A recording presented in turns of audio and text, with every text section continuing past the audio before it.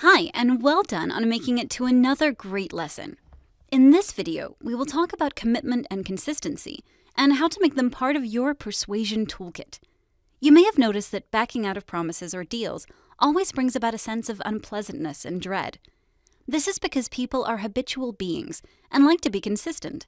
Simply put, consistency refers to the fact that people like to act in line with the things they have already said or done.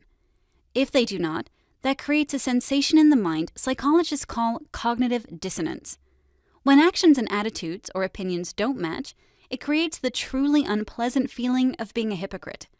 Therefore, people try hard to avoid entering cognitive dissonance by adjusting their behaviors and matching them to attitudes and actions as they go along. Additional pressure to be consistent comes also from the fact that society largely views inconsistency as an undesirable trait, and often associates it with indecisiveness and even intellectual weakness. One way to tap into this persuasion resource is to attempt to identify and then ask for insignificant commitments the other person can make. There is tons of research in social psychology that clearly identifies the success of this strategy. For example, having a group of students write speeches describing the dangers of AIDS and the importance of condom use, and then recite them in front of their peers, increase the likelihood of these students to use condoms in the future.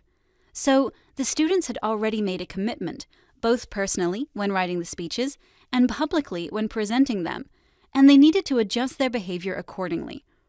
This worked even better if they were also asked to list any occasions when they had failed to use protection that elevated their need to rectify the inconsistent behavior.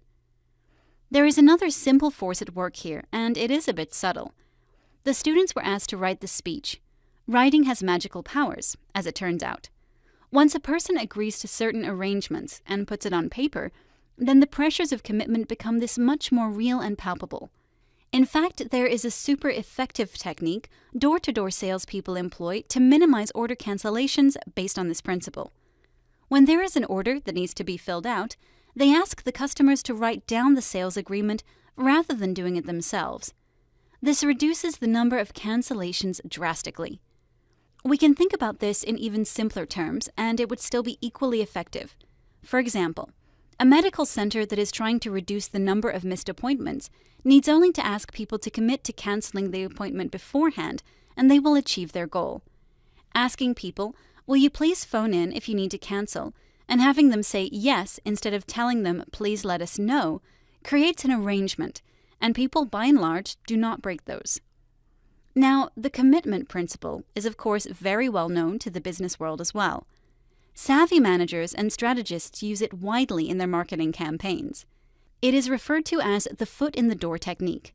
For example, the strategy can be to get a client to sign up for a full-line distribution by first getting them to agree only to a small order. The idea here is that both time and effort have been put into creating the arrangement and establishing the partnership, and it is now only fitting that this partnership start to grow. Does that make sense? Awesome. So, the takeaway from this really is that the individual who's looking to use the commitment principle to get their ideas across is looking for a small initial commitment. In an ideal world, this commitment would be made voluntarily. The person who is agreeing to it would be actively engaged in the process, and the deal would be sealed in writing. But even in suboptimal situations, where not all of the above are present, the principle still holds strong and is very effective. Okay, we will end this lesson here. Join us in the next video, where we will be talking about social proof, or how and why people are influenced by peers when making a decision. Thanks for watching.